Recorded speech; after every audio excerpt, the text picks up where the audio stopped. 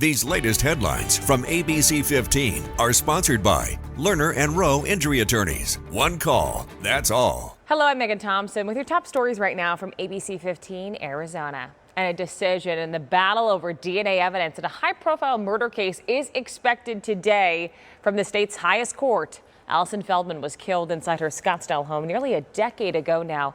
The case going cold for 3 years until familial DNA was used that pointed police to suspect Ian Mitchum. Ultimately, DNA from the murder scene was compared to a blood sample taken back in 2015 when Mitchum was arrested for DUI. All of this leading to his 2018 arrest. But as a trial date approached, a judge tossing out that DNA sample, saying it shouldn't have been available at all for testing. Later, an appeals court reversing that decision, sending the case to the Arizona Supreme Court.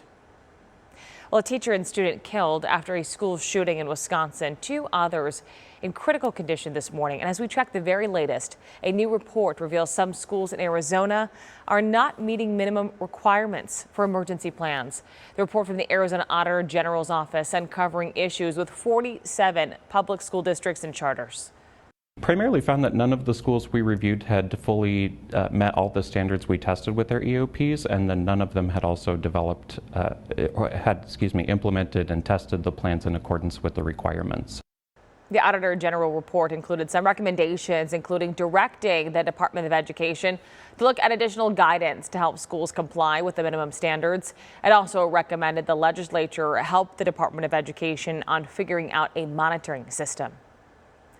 The Federal Reserve kicks off its last meeting of the year on interest rates today, and there are warnings from experts: do not get used to constant cuts. The Fed's widely expected to announce another drop in a key interest rate when its meeting ends tomorrow, but experts say with inflation still stuck at a little over 2%, the Fed may signal fewer cuts next year. Hey, Sun Devil fans, it's been over a week since the football team played a snap, and that means New Year's Day cannot come soon enough. The Big 12 champions back on the gridiron on Monday, prepping for the college football playoffs. Our ABC 15 sports team talking to players who say they're glad for the week off, but now it is time to get back to work.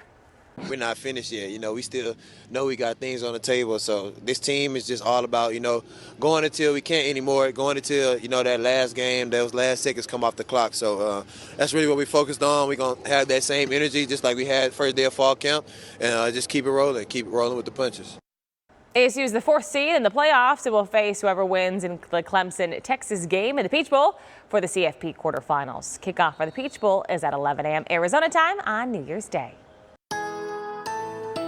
With your most accurate forecast, I'm meteorologist Jorge Torres. A warmer than average Tuesday is on tap here in the valley, with temperatures starting off this morning, though, on the cooler side of the mid-40s, warming up into the mid-60s by midday, and forecasting a high of 76 degrees, which is 11 degrees above normal for this time of year. And we'll see warmer temperatures throughout State 48 on this Tuesday, with highs near 60 as you head toward Flagstaff. Mid-60s there along the rim and toward the White Mountains, and upper 70s across southern Arizona, and the possibility of record heat returns tomorrow, forecasting a high of 82 on Wednesday, 81 on Thursday, and again on Friday. These would all break records that have gone back as far back as 1917 for the forecast on Thursday. Your 7-day forecast, though, showing temperatures dropping a little bit for the weekend, but highs still well above normal. Meanwhile, in Flagstaff, we'll keep those highs in the mid and upper 50s through at least early next week as well, but still chilly in the overnight hours with lows in the teens and 20s.